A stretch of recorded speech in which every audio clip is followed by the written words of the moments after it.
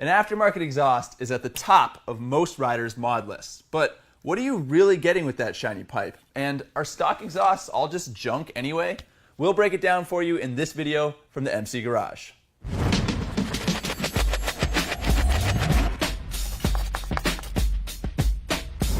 A lot of people think the stock pipe on their bike is just cobbled together as an afterthought. 20 or 30 years ago, that might have been the case, and if you're riding a bottom dollar bike, that may still be the scenario, but for the vast majority of motorcycles, especially sport bikes and performance machines, the exhaust is actually very carefully engineered. In fact, after the engine, the exhaust system usually soaks up the most R&D resources. That's because the pipe is critical to the bike's performance, its sound, its look, and of course its compliance with various noise and emissions regulations. Don't underestimate your stock exhaust, because every component has been designed to fulfill a specific purpose. There is a lot more going on there than meets the eye. The headers are pretty straightforward, but multi-cylinder bikes often have these crossover tubes. They're there to harness pressure waves in neighboring pipes to broaden the spread of power. On some bikes, there's even a valve in the crossover, so they're only linked at certain RPM. Further downstream, the header pipes merge and funnel into the collector. This massive contraption here does the bulk of the baffling and houses the catalytic converter.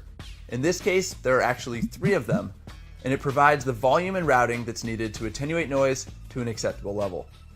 Fuel-injected bikes will have one or more of these O2 sensors, which are kind of amazing. They analyze the exhaust gas and transmit info back to the ECU so the computer can make minor fuel adjustments for things like air temperature and altitude. The next major component we come to is this servo-controlled valve just before the muffler. By opening and closing, it regulates the back pressure upstream in the system, and by doing that, you can flatten the torque curve. Sometimes the valve is also used to quiet the exhaust to meet noise regulations, but if you think that thing is just there to make the sound testers happy, think again. Manipulating back pressure has a huge impact on engine performance, and similar technology is used in MotoGP to improve mid-range power.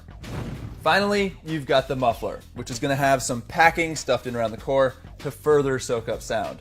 More and more though, it's the bread box under the engine that's responsible for all of the muffling and the gas cleanup. So this guy is kind of just there for looks. Because of that, some bikes like the RC390 or the FZ09 don't even bother with a traditional muffler.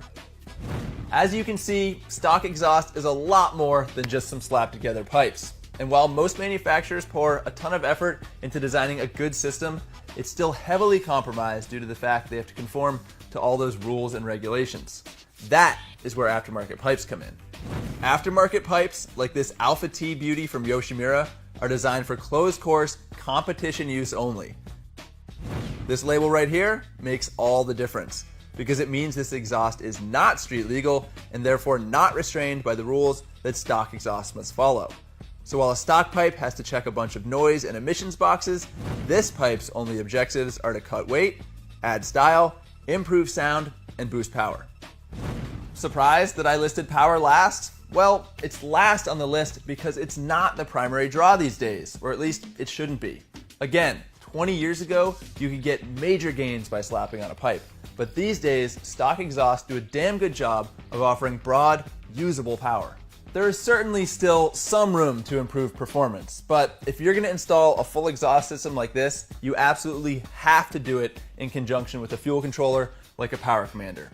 If you're not tuning your fuel to match your new system, you're not only leaving power on the table, but you're probably causing your bike to run lean. That means crappy throttle response, increased engine temperature, and lots of popping on decel. In my opinion, the single biggest draw to an aftermarket pipe is weight savings. A stock exhaust has a ton of stuff on it, plus it's huge. Without a catalytic converter, a bulky bread box, or a back pressure valve, an aftermarket exhaust can slash pounds off your bike. This Alpha T system for the new Yamaha YZF R6 weighs 11 pounds. Compare that to the stock system at a whopping 22 pounds.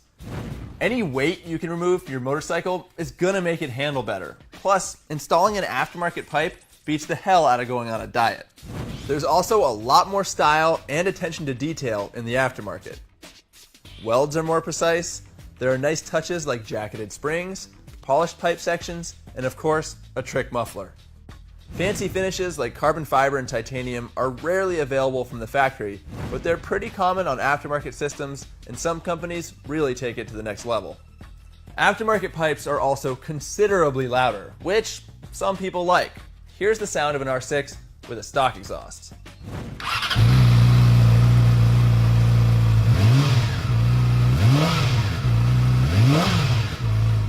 Now compare that to the sound of the Alpha T.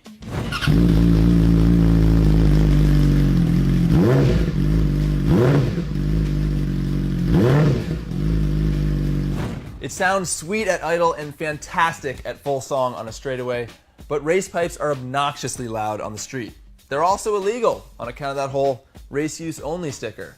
But if you want a little more sound and a whole lot more style, Yoshimura actually offers EPA and CARB compliant slip-on mufflers.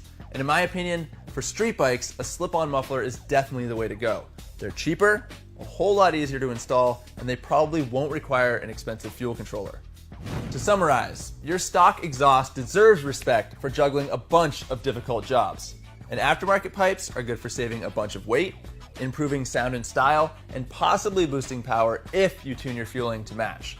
So, that's it for this video from the MC Garage. I hope that clears up the debate of the whole stock versus aftermarket thing. And if you like what you saw, make sure you subscribe to the channel so you can catch this and all of our other shows. Until next time, ride safe.